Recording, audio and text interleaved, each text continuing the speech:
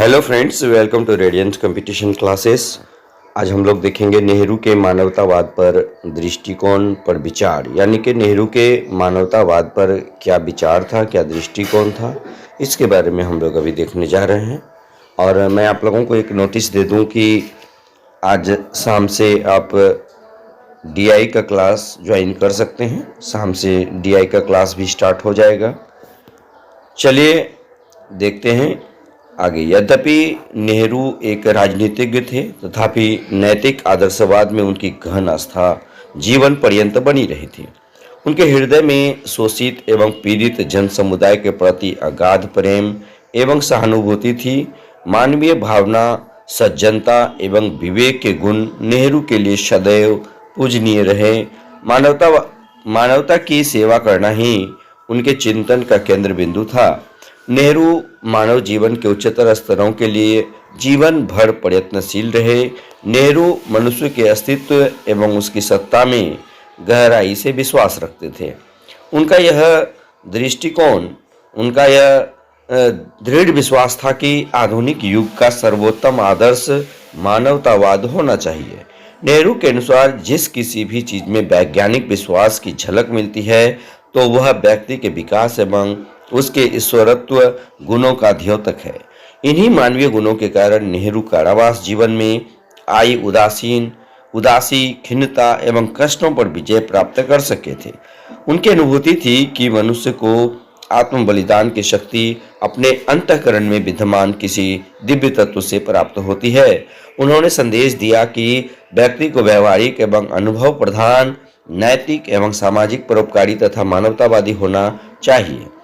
अहमदनगर किले में बंदी अवस्था में अपनी पुत्री इंदिरा गांधी को लिखे एक पत्र में उन्होंने लिखा कि मनुष्य की भावनाएं कितने आश्चर्यचकित तथ्यों को अपने अंदर छिपाए हुए हैं। सभी युगों में बार बार की असफलताओं के बावजूद भी मानव ने अपने जीवन को आदर्श, सत्य, विश्वास, प्रतिष्ठा तथा देश के लिए समर्पित कर दिया है। यही मानव सेवा का उच्च आदर्श नेहरू को जीवन पर्यंत प्रेरणा प्रदान करता रहा।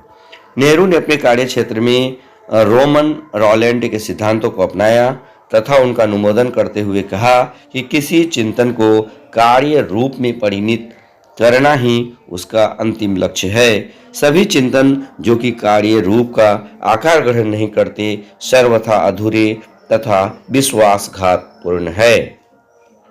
मनुष्य के गौरव में नेहरू की गहन आस्था थी, इसलिए परिस्थितियों के सर्वथा अपने अनुकूल होते हुए भी वे तानाशाह नहीं बने। वे लोकतांत्रिक समाजवादी ही बने रहे। मानवीय मूल्यों के प्रति उनकी आस्था कभी नहीं डगमगाई तथा साम्यवाद के हिंसक एवं अनैतिक साधनों का उन्होंने कभी पक्ष नहीं लिया। अन्याय एवं शोषण के विरुद्ध उन्होंने जीवन भर यथाशक्ति संघर्ष किया।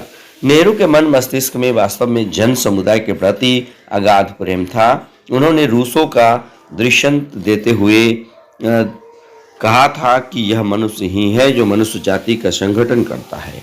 एक अर्थ में मनुष्य छोटा नहीं है और दूसरे अर्थ में मनुष्य क्या उतना योग्य नहीं है कि कष्टों को सहन कर सके।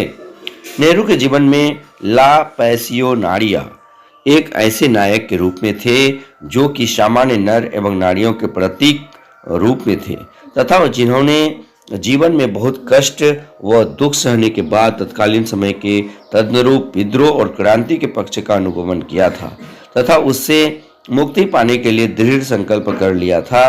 नेहरू को जीवन के प्रति काफी अनुराग था तथा वे जीवन भर सभी प्रकार की परतंत्रता तथा अपमान से छुटकारा पाने के लिए कड़ा संघर्ष करते रहे। देश की राजनीतिक समस्याओं के लिए उन्होंने यथाशक्ति नैतिक सिद्धांतों का उपयोग करने का प्रयत्न किया। वैज्ञानिक एवं तर्क संगत गुणों को आधिकारिक रूप से स्वीकार करते हुए वे निरंतर मनुष्य की मुक्ति हेतु विज्ञान को एक प्रभावशाली यंत्र अथवा साधन के रूप में देखते थे तथा मानते थे। ये आपका गांधी जवाहरलाल नेहरू का मानवता से संबंधित विचार आपने देखा और इसे 4 से 5 मिनट में आप देखें और आप इसे अपने हिसाब से आप लिख सकते हैं। आप यहाँ से थॉट लीजिए और थॉट लेने के बाद आप इसे अपने हिसाब से डायग्राम बना करके आप जरूर लिखिए। मैं सारे तथ्य को आपको उपलब्ध करा दे रहा हूँ, ये सहायक सामग्री के तौर पर। तो यदि वीडियो अच्छा लगे तो लाइक शेयर और कमेंट जरूर कीजिएगा। और आज 4 बजे से आप स्टेट या स्टैटिस्टिक्स या जिसको डीआई भी कहते हैं, डीआई आप देखना बिल्कुल नहीं भूलें। आपको प्रतिदिन अब एक प्रश्न डीआई का मिलेगा ही, साथ ही साथ एक प्रश्न आपको टेलीग्राम पर भी मिलेगा जिसका आंसर आपको करके भेजना है। ठीक है, तो बस आज के वीडियो में इतना ही। धन्यवाद।